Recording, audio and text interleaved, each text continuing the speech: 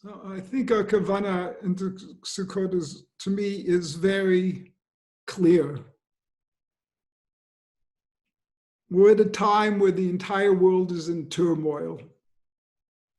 We're in time in everything that we thought that we could trust in and hold on to is being turned upside down. Where we really just don't know where it's leading or what's going to happen, where the impossible keeps seeming to happen, and not necessarily in the best way.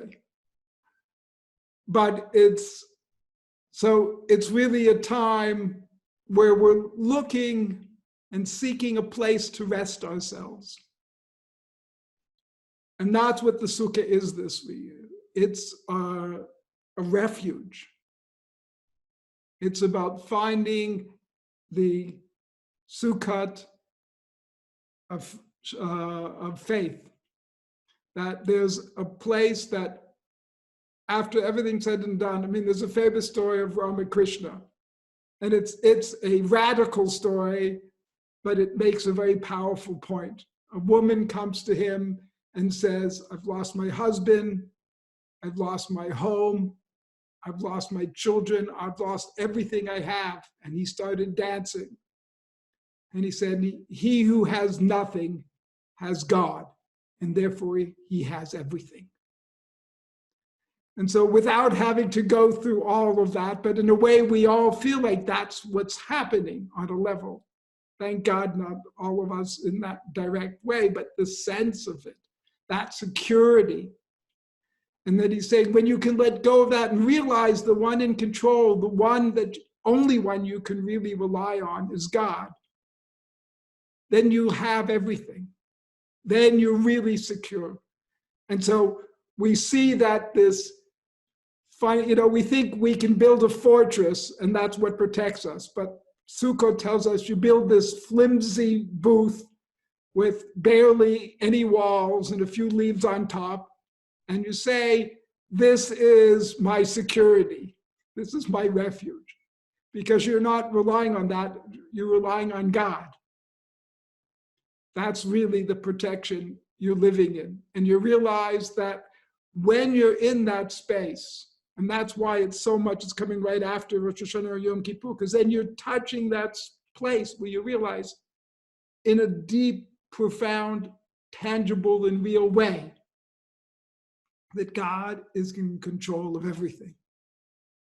And that if you rest in God, no matter what happens, you're all right. Doesn't mean everything will go the way you wanted, but you're all right because you're in God. You're in the one truth and reality. And anchored in that place, and that's why it's a time, the season of our joy. Because there's no other joy comparable to that. The joy of being in God's presence, nothing else matters then. And I've told you, occasionally I bring this up.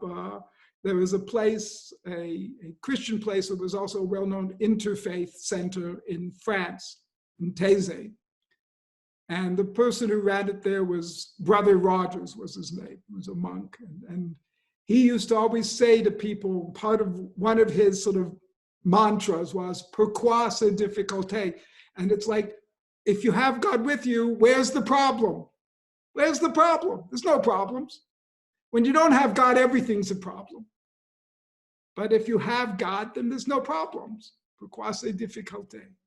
And it's that space that we enter into in Sukkot. And when we experience that space, just all the tension, everything goes, and you're in this state of tremendous joy. And that's where our mission is this year. Because there's so much that wants to drag us into the opposite.